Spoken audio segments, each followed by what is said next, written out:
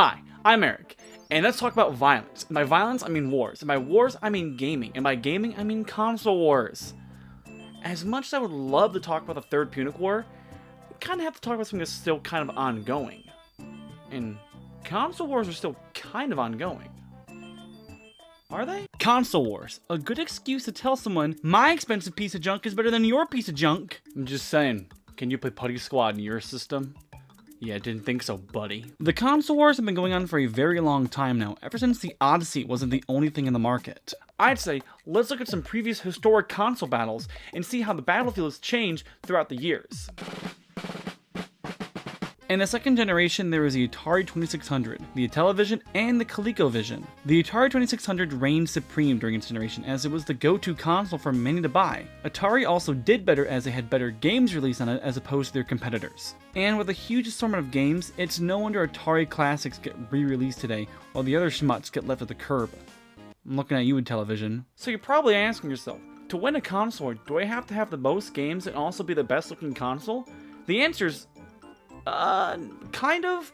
I mean, look at Napoleon in the Battle of Waterloo. What was he doing? What was he doing?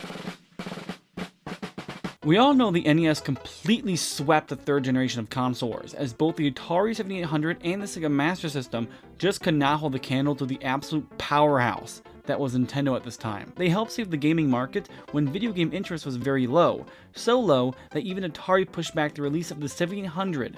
And look how that turned out for them. I tell you, it started back. The fourth generation of consoles was a tough battle between Nintendo and Sega, as the fight between the Sega Genesis and SNES was a big one. Both consoles trying to prove that one was better than the other. Atari was also just kind of there. While Sega went more down with the mature route, releasing more teen-centered games and sports titles, while Nintendo just did what worked with them last time. This is highly considered the greatest battle of all time in the gaming world, as the biggest fault within it was Sega and their overcompensation. While Nintendo released games that probably wouldn't be able to run on its hardware, but did, which is impressive to say, Sega on the other hand kept making system add-ons for the Genesis, like the Sega CD and Sega 32X, which made the Genesis just look kind of incompetent when compared to the SNES, which didn't need any add-ons to run any game. I mean, take this into example, if you play Doom on the SNES, you just need to buy the normal cartridge. Now if you want to play Doom on the Genesis, you had to buy the 32X, which means you had to buy the 32X add-on. And come on, one is way more clunky than the other. The fifth generation of consoles was Nintendo versus Sega versus PlayStation. This is where you could say the battleground changed, as like, Atari died. Basically, Nintendo and Sony were supposed to be allies in this conflict. But Nintendo kinda wanted to make shitty games with Mario in a hotel. And like 3 really bad Legend of Zelda games.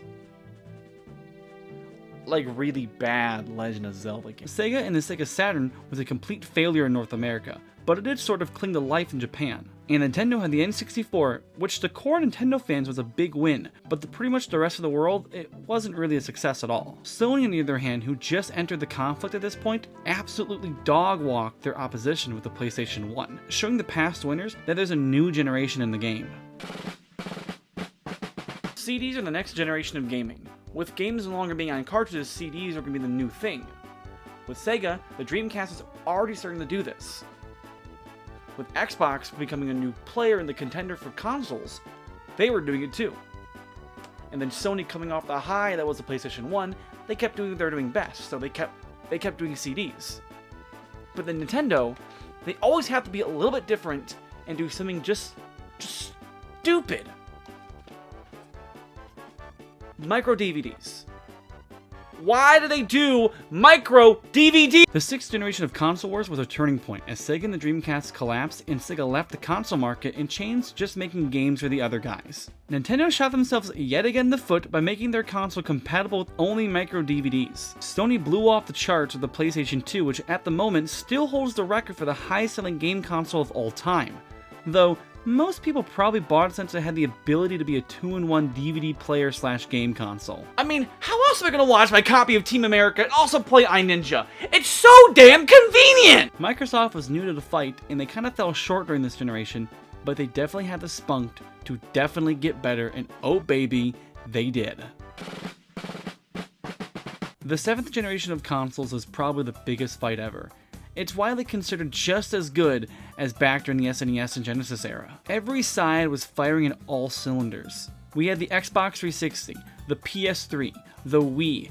It was a gamer's true dream. So many great consoles and so many great games. And when I say many great games, I literally mean so many great games. Uncharted 1, 2, 3, Halo 3, Wii Sports Resort, and Mario Galaxy. So many great and amazing games came out around this time, which made this whole generation such a humongous conflict. Though, most of the focus on this battle was between the Xbox 360 and the PlayStation 3, in which I'm totally not biased to say the Xbox 360 won this fight.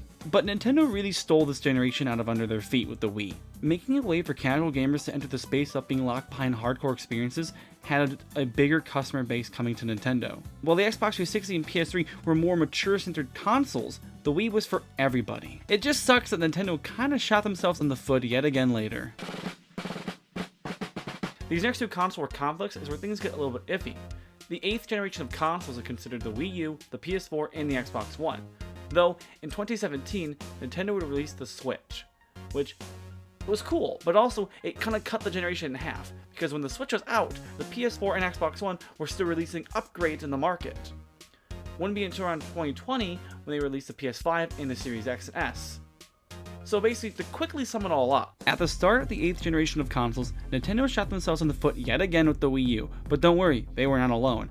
Xbox did too with the Xbox One, and with them both down, the PS4 would thrive. It wasn't until 2016-2017 when Xbox released the Xbox One X and Xbox One S that they gained some traction, but it still wouldn't be enough and they would fall flat against Sony. But also in 2017, Nintendo launched the Switch, which is the start of the 9th generation of consoles, which both Sony and Xbox wouldn't catch up to until around 2020 with the release of the PlayStation 5 and Xbox Series X and S. But by that point, Nintendo has already run constant laps around the two, with the Switch almost dethroning the PlayStation 2 with being the highest selling console of all time. I hope that made sense to you, because it did not to me. And you'd say now, oh wow, we're all caught up finally.